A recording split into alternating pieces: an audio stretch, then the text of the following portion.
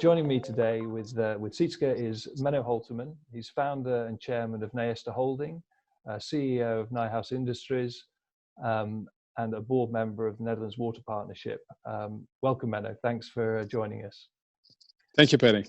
That was a very brief introduction. I'd be interested if you could sort of introduce yourself to our community in a little bit more detail. And where to start? Since I have left university, I've been working around the world, predominantly serving, start of my career, the food and beverage industry. And I also became actively engaged in the global water and wastewater industry. I had the privilege of working in many places around the world and doing business in more than 180 countries. I've been living in different countries, from Eastern Europe all the way to Papua New Guinea, which also brought some interesting experience in life.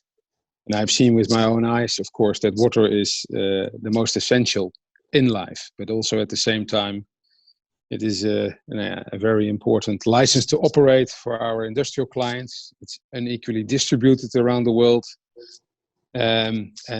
Despite all the extensive efforts over the last decades, still a lot of people lack access to clean water sanitation. And that is where we today and over the last 10 years, together with our investment company, with Nijhuis Industries, are trying to make the difference and helping our clients to basically adapt to the new reality and to the very dynamic circumstances in the world. If you look, for example, at the impact of climate change, that's huge.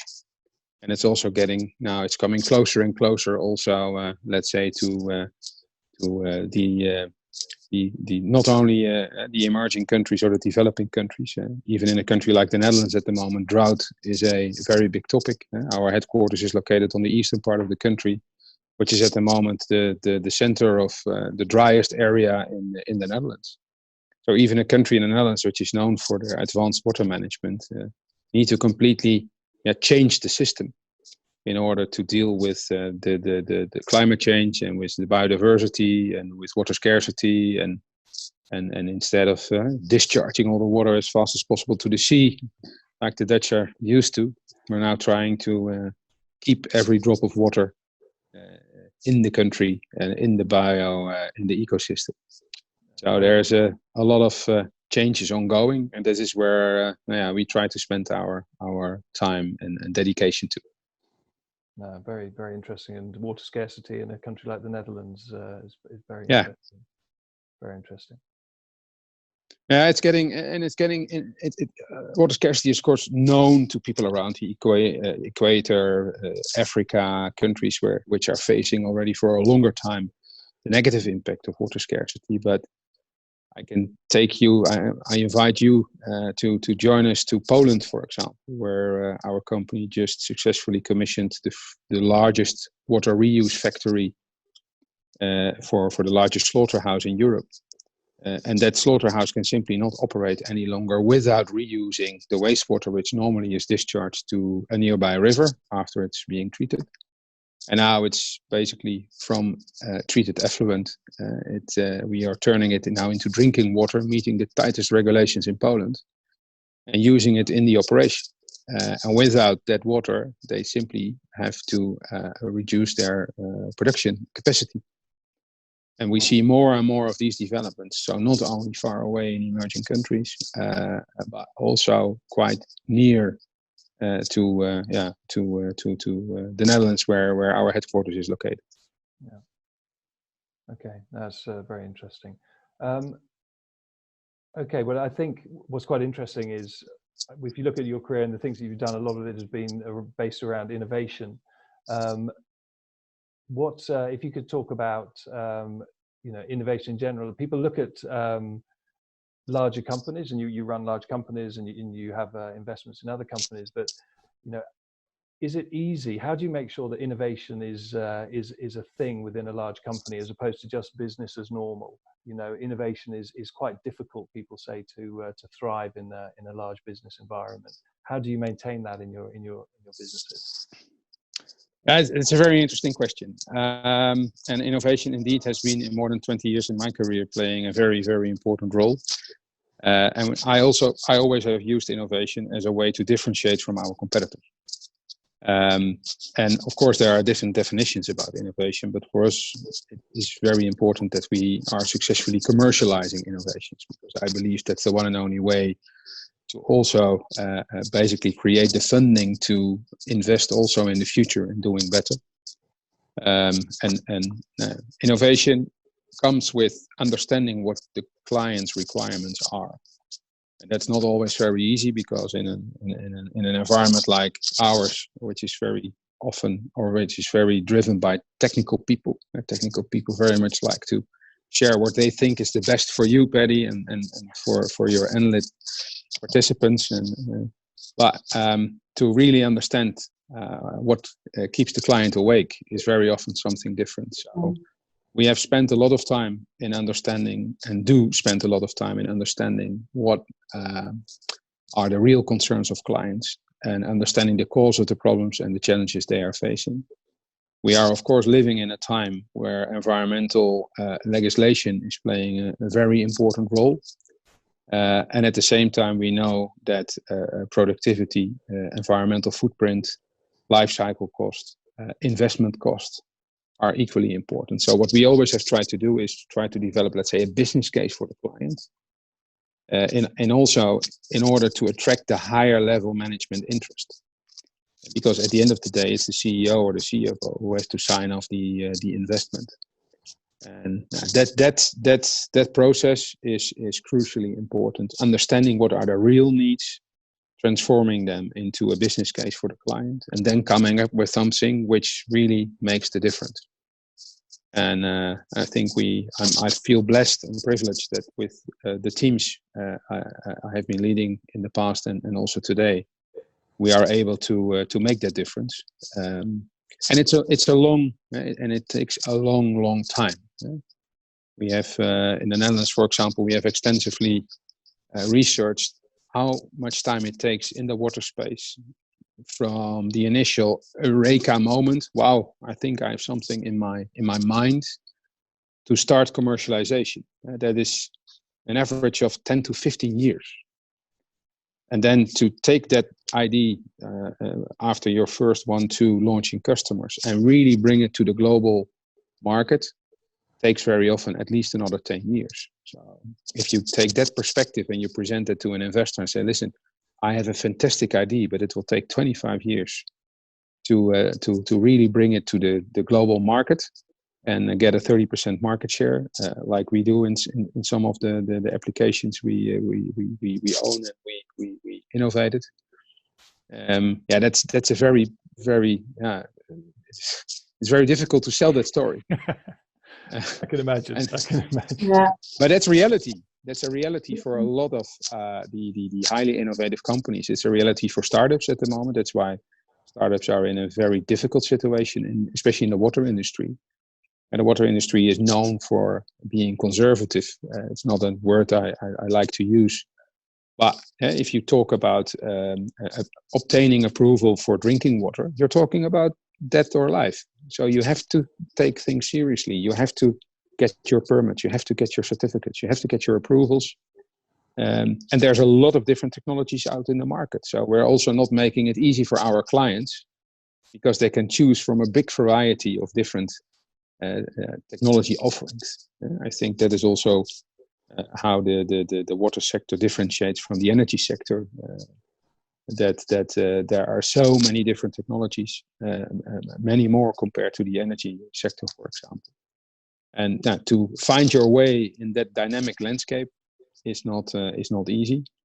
And at the same time, to also do it in a way where you're not depending too much on, in the early stage of a startup, family, friends, and fools, but really develop it in a way that the innovation itself can sustain and can pay for itself.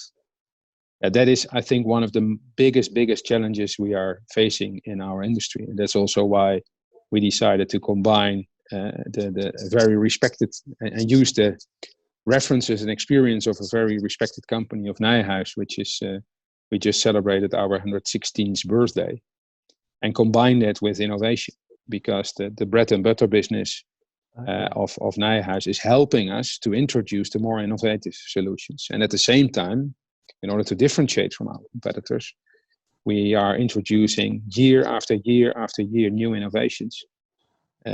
Simply because what is good today is probably not good anymore tomorrow, or not sufficient tomorrow. So and we don't know what the future holds, right? And something can come along and turn the whole world upside down, or send everybody home. Well, it's nice that you already shared a little bit more about your passion for the next gen of technologies, and how that's working within your own company. You were mentioning as well, and bringing it up, that startups might be facing a difficult time. So I was wondering as well, with the current situation, whether COVID-19 has impacted your business, your day-to-day business. To be fairly honest, we see some delays in decisions, but we are very blessed that more than 80% of our clients are industrial end users. In the food, the beverage, the dairy industry, personal care, pharmaceutical. These clients around the world, most of them are really facing a boost at this moment of time.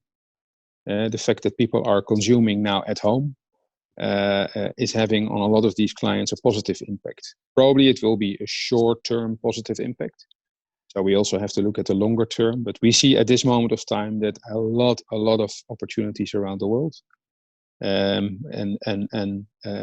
I said earlier in the introduction, we also see that there are risks, new risks, like the Legionella risk at the moment, which is playing a serious role. And we have some companies in our group which are advanced in cooling water and Legionella-free water systems. And they are at the moment working around the clock to make sure that systems which have been shut down are now coming back in hospitals, in musea, in big shopping malls, without, let's say, a growing Legionella and exposing the users to any of the risks. So far, we have been blessed, and we have been safe.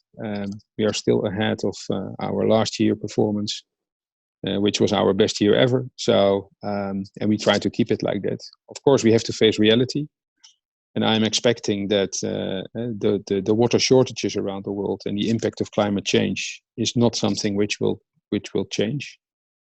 However, it will have impact on the decision of clients, and it might also have impact on the budgets which will be made available. So for us, we already were in the process of not only developing business cases around the lowest life cycle cost or the lowest operational cost. I think this crisis will also challenge us to even lower or come up with smarter designs to also have a positive impact on lowering the required investment for a lot of our clients. So I think the dynamic times, it will continue like that. We are benefiting from the fact that we are a global operating company, and we see already signs of recovery, despite the fact that, for example, the lockdown in Singapore after the second wave has affected some of our, let's say, commercial activities. At the same time, we are receiving at the moment from a lot of areas around the world serious inquiries of clients which are looking for ways to operate even more advanced. And I think that's also of interest in, especially for your for the Enlit community.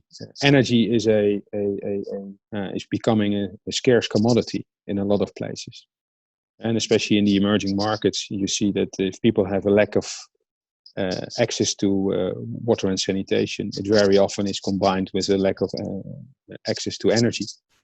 So here we see opportunities to introduce innovations, successful innovations to clients in order to reduce energy consumption. We have in our entire R&D program, we have the ambition to lower 50% of our current energy consumption. Okay. And we have recently introduced a new technology in the desalination market, which is now being successfully used for the largest desalination plant in Singapore, where we have guaranteed our clients 50% less footprint and 35% less energy consumption compared to any of our peers. Now, as long as we keep doing that, there's a market for us. We are replacing the use of chemicals, for example, in the water treatment business is very important. And we are dramatically reducing the use of chemistry by using smart sensors, which we have developed ourselves, or by replacing, for example, traditional chemicals by electrocoagulation, which only makes sense if you have the guarantee of sufficient energy supply to basically develop your own chemicals in line. We recently also have commissioned now the 4th slaughterhouse in the world, where we are converting from the oil, grease and fat from the slaughtering process, which is all collected in the wastewater. We're converting that into biofuel and making that slaughterhouse energy self-sufficient. All these kind of developments are helping us to stay ahead of many of our competitors and are keeping us in business. And yeah, we are continuously looking, not only me, but our team is continuously looking around the world for these kind of opportunities. It's quite interesting. Obviously, a focus on contact with clients to develop technology that fits. In some instances, some people are busy trying to develop technologies that they hope will fit. So I think there's a clear message that comes. Technology push versus market pull. Yeah. That is, I think, the biggest challenge. Yeah. And one of the biggest challenges. Yeah, it's quite interesting. Nijhuis Industries, what I love about this is you're a company with purpose. Reduce, reuse, and recover. Purpose is one thing, and certainly when there's a lot of technology and engineering, how does purpose live within your employees? How do they bring that to work? Now, I think there's that's not a nice question, because I think there's a whole new generation of people who only get to work because they feel that they can contribute to something meaningful. That's the thing. I think 10 years ago, it was quite difficult to recruit people to work in the water technology space, because people prefer to work on creating big islands in the Middle East or big infrastructure works, instead of looking through a microscope to see if bugs are converting waste into energy. And we now see that change, combined with the fact that Nijhuis now is, I think, becoming more known and appreciated for what we are doing. We see here, even in our headquarters. When I started 7 years ago, we had 2 nationalities at headquarters. And at the moment now, we have 24 different nationalities working here in the office. I'm not talking about our global operations and the other 11 operations we have around the world, but I'm just talking about the team which is working here in the office.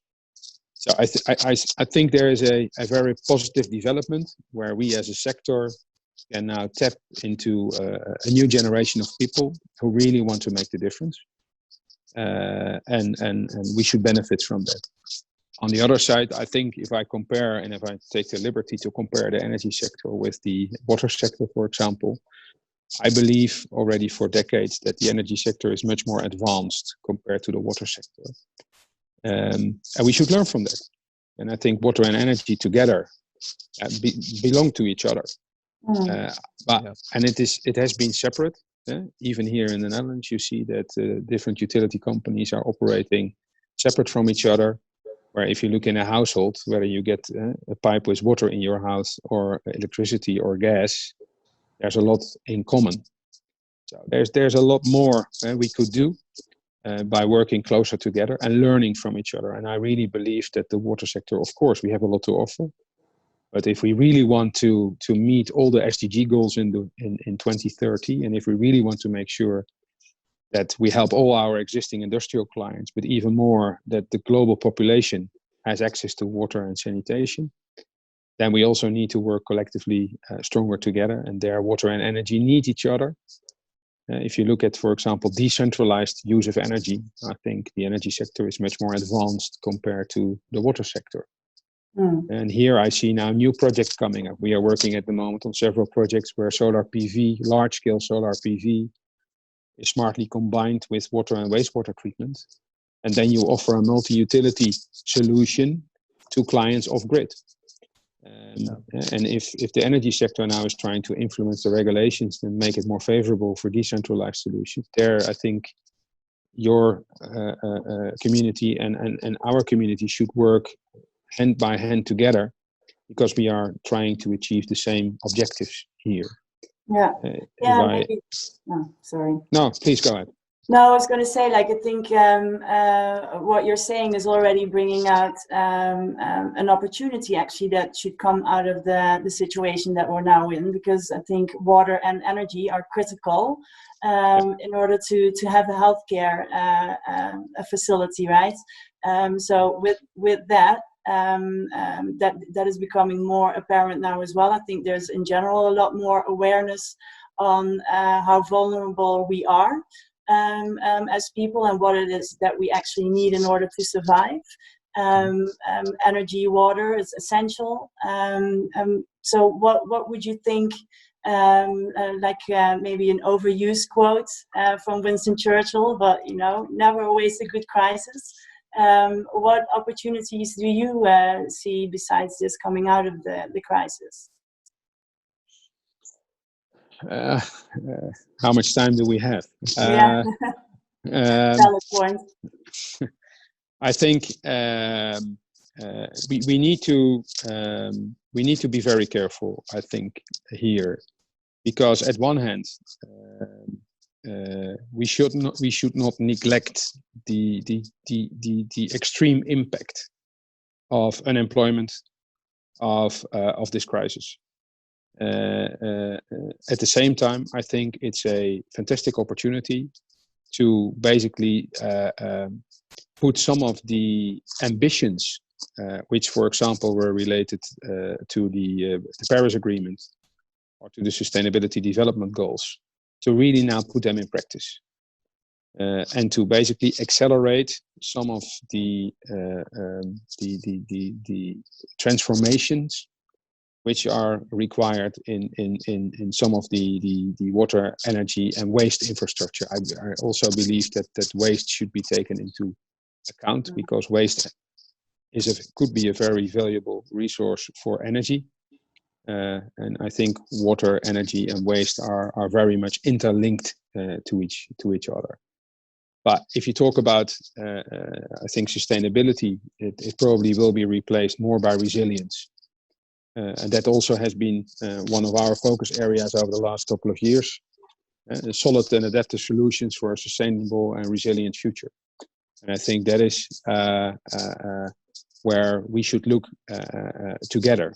And there our mantra of reuse, or reduce, reuse, and recover is playing an important role. But the adaptiveness, I think, is very important. This whole COVID-19, of course, is an interesting exercise to see how the world is adapting to an unforeseen outbreak or virus outbreak, although many people already warned for it. And then you still see, of course, that warning is not enough. And the same we have seen now also in the water sector worldwide. I've been the last 15, 20 years attending many or almost every conference where people, including myself, have been warning each other, be careful, etc. And yeah, very often you first need to have a crisis before you can make the transformative changes into the ecosystem. Look in the Netherlands to the water crisis in 1953, which ultimately helped us, despite the of course the loss of people, lives, and the economical impact, the financial impact. Ultimately, it has brought us a lot. At the same time, we need to enhance on that. So I think we are living in an environment where, in the future, our sector, a company like Nijhuis Industries, we have to deliver water on demand. We can't afford to bring, let's say, drinking water quality to every single client around the world. But we need to deliver the water which is necessary to feed cattle or to grow food, irrigation water. and that is of different quality than you want to consume as a human being. Or even elderly people in the future need to have calcium-enriched water to help their bones, or add more vitamins to the water. So now one of our objectives in this crisis, and which is also part of our strategy, is to deliver what I call water on demand. And that there also fits the decentralized approach, which I was referring to earlier. And I think that is going to be, for our sector, crucial. At the same time, it will be absolutely crucial that sectors which normally are not working very often together and which are working in silos, that we are breaking through those silos and that we integrate really, for example, water and energy, or water waste and energy, into affordable solutions. And we see worldwide, and that will probably be that will for sure be worth that, where governments should increase their investment in infrastructure, we probably will see a decline. We already are facing a decline. If you look to the global population and you compare that with the investments of governments around the globe, you see that there is a big mismatch. And that for the commercial sector brings opportunities. We have been actively engaging ourselves the last 5 years in design, build, finance, operate and maintain. So new also here, innovation, not only in technology, but also innovation in new business models, in order to offer our clients water as a service instead of all kind of different technologies and components and systems and whatever. Now integrate it into a solution and offer the client the water they need in the right quality, in the right volume, and be flexible. A lot of our industrial clients today, they said, listen, we have a very successful product, but we don't know 3 years from now whether we are still on the same peak capacity. We are designing today systems in a much different way than we did over the last decades, in order to be more flexible and offer the client more flexibility than designing for a peak capacity, which probably will never come. Yeah. So I think, it's probably a long answer to a short question. No, but it's very interesting. Very interesting, and I think I love the idea of water on demand. Absolutely brilliant. You know, the amount of water, the energy that is wasted cleaning water to take it to a certain level to flush it down a toilet is ridiculous. So I love that concept. Man, I appreciate unsustainable for the future. Unsustainable. No, unsustainable. I appreciate you've given us this time. We have one more question, which is it's a sort of the $1 million question, and I think there's in startups would be very interested in this. But what advice would you give startups at this current stage with the COVID-19 situation? What advice would you give them?